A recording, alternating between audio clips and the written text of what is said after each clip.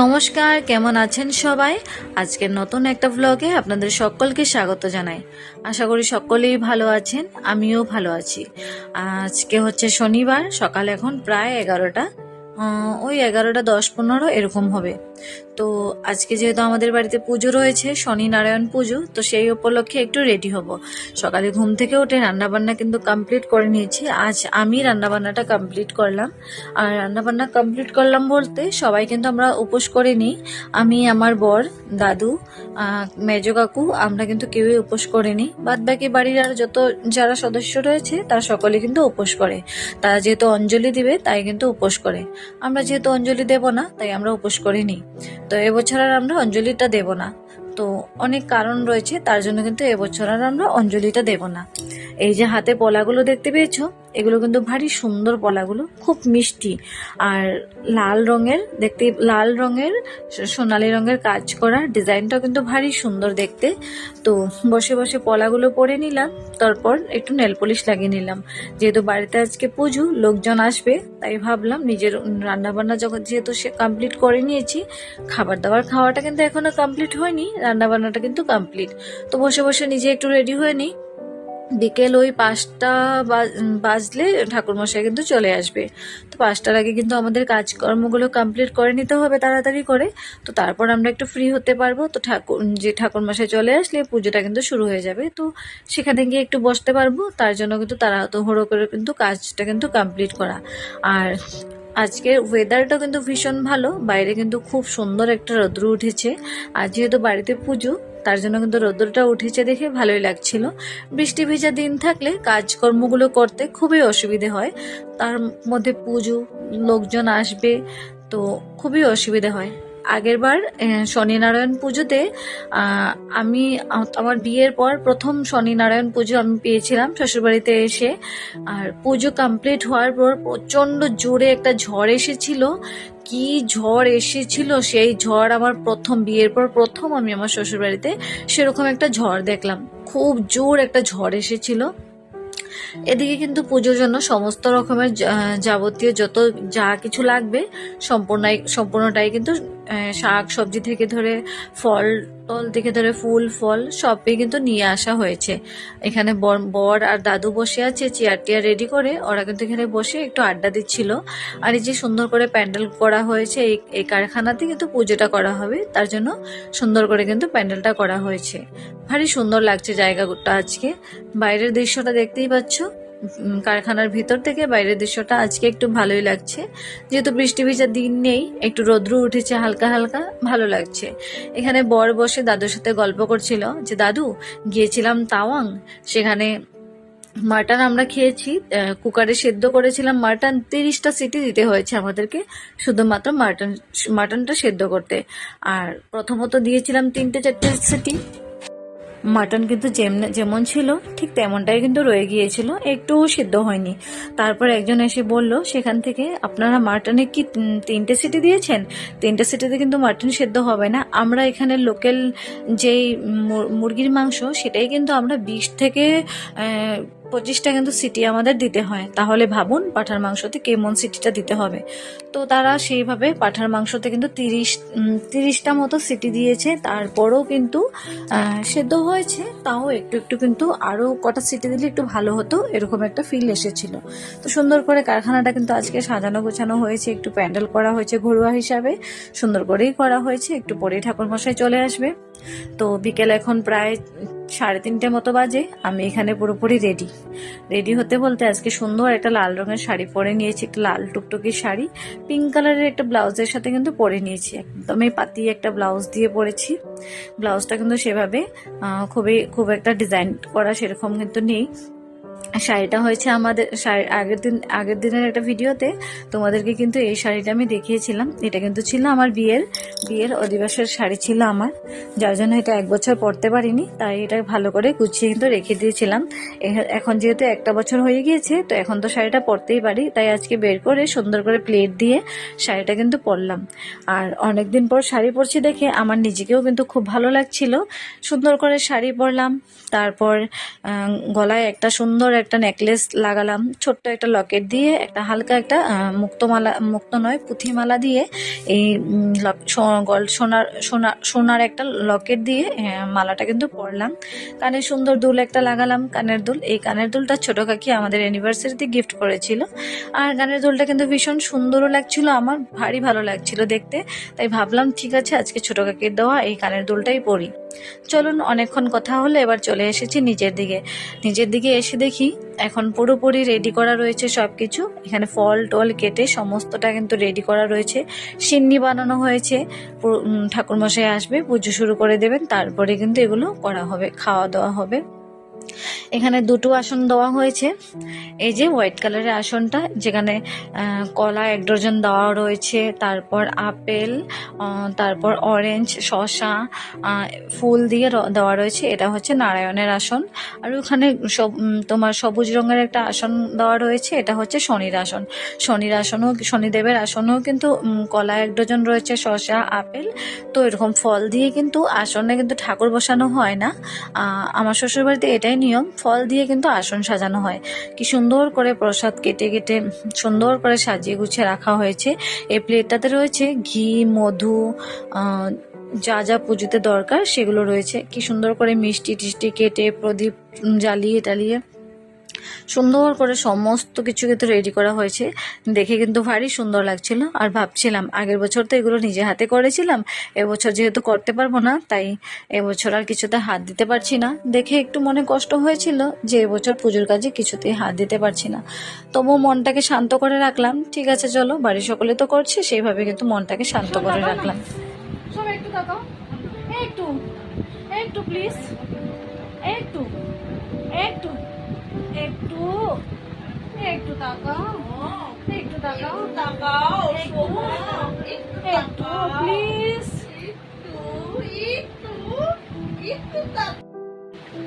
কি বানাইতেছো এটা? হ্যাঁ ভালো হেয়ারো। আচ্ছা এটা কি বানাইতেছো?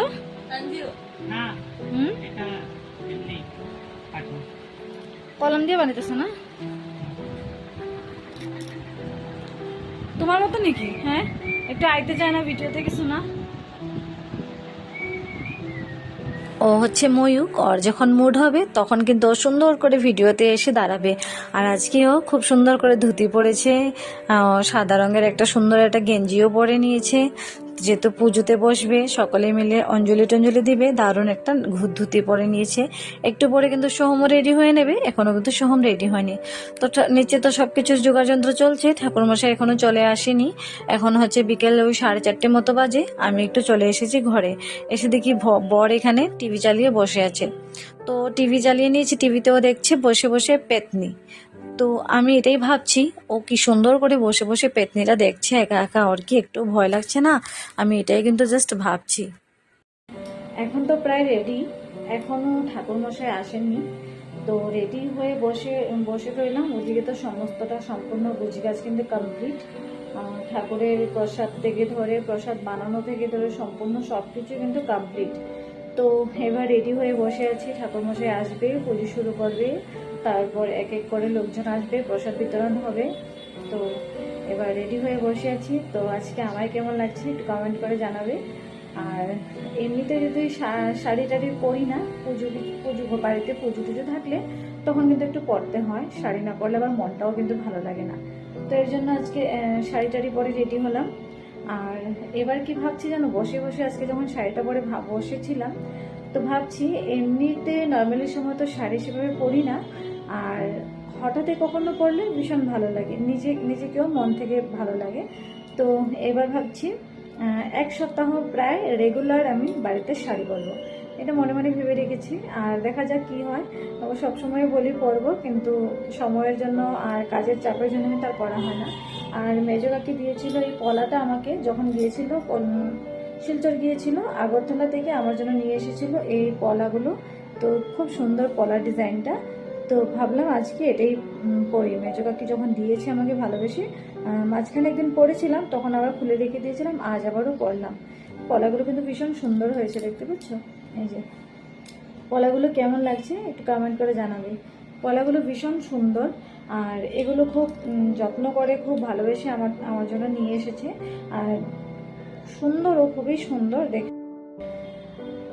রেডি হয়েছি ঠিকই, কিন্তু পুজোতে থাকবো, কিন্তু পুজোর কোনো কাজকর্মতে হাত দিতে পারবো না।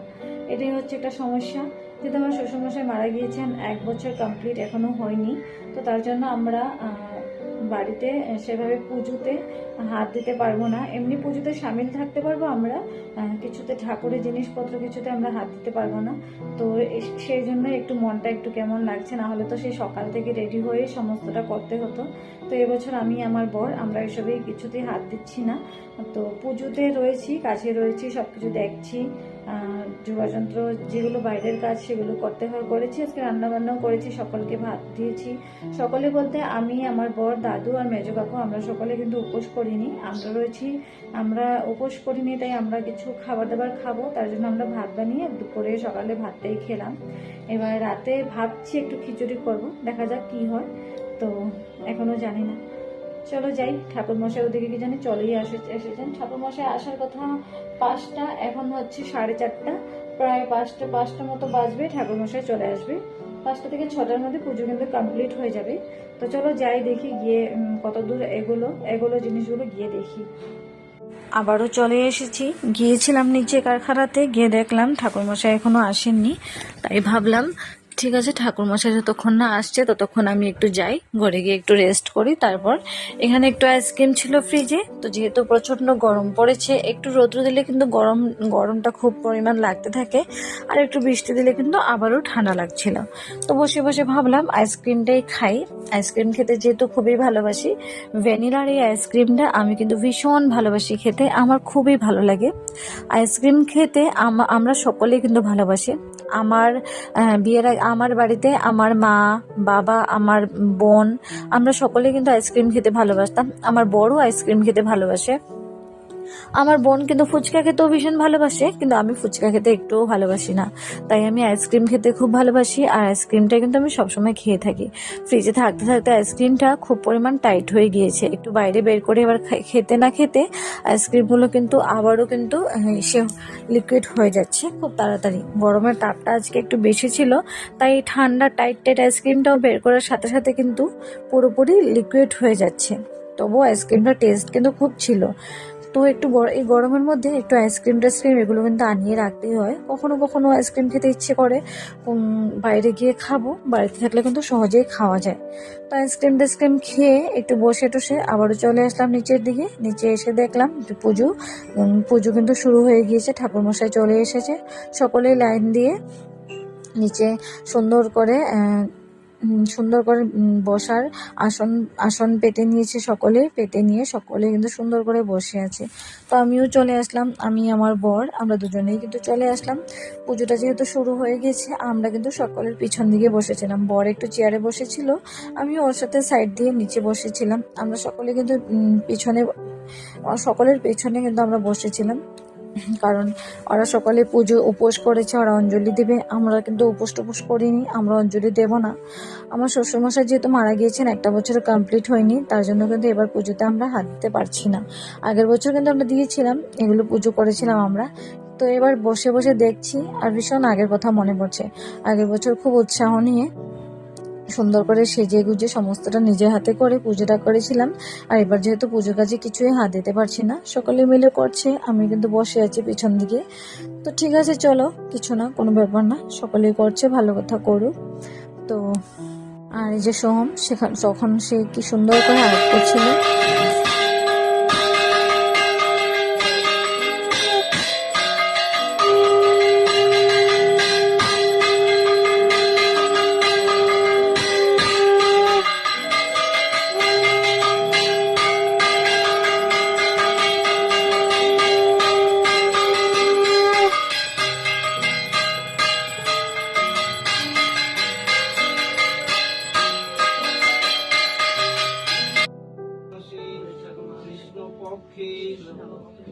অষ্টমী তীর্থ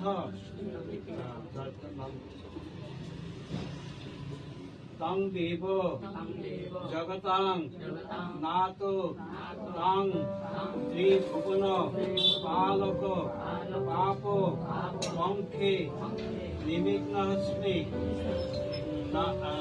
সত্যনারায়ণ প্রসিদমে এস সচন্দন পুষ্পাঞ্জলি নম শ্রী সত্যনারায়ণ।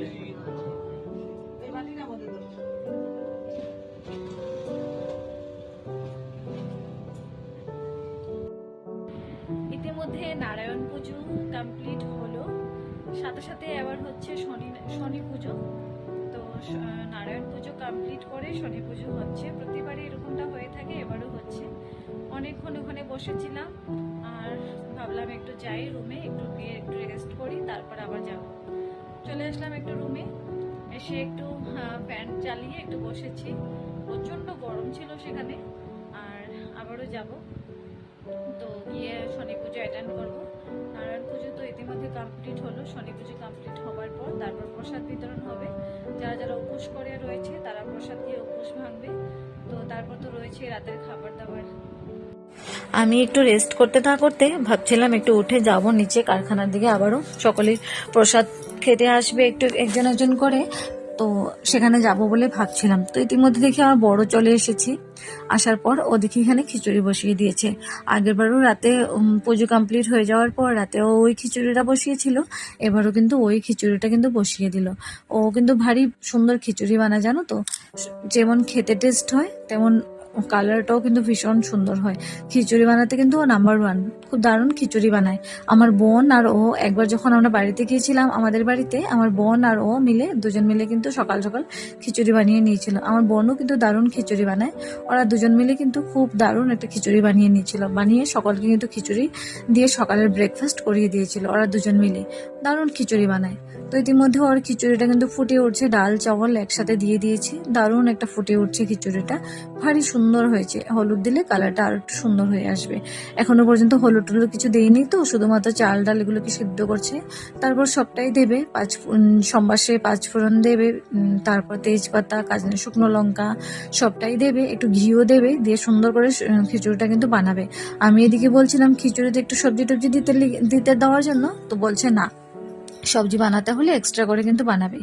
আর আজকে সোহাম একটু পরেছিল কুর্তা পায়জামা, ওকে বলছিলাম পুজো আজকে বাড়িতে কুর্তা পায়জামা পরো, তারপর ও কুর্তা পায়জামা পরে নিল, ভারী সুন্দর লাগছিল ওকে জানো তো দেখে কুর্তা পায়জামা পরার পর। তো আজকের এই ব্লগটা এখানেই সমাপ্ত রাখলাম। দেখা হচ্ছে পরের একটা ব্লগে। সকলে ভালো থাকবেন, সুস্থ থাকবেন। দেখা হচ্ছে পরের আরেকটা ভিডিওতে। ভিডিওটা যদি ভালো লেগে থাকে তাহলে সুন্দর করে একটা লাইক করে দেবেন, কমেন্ট করে দেবেন। চলুন টাটা।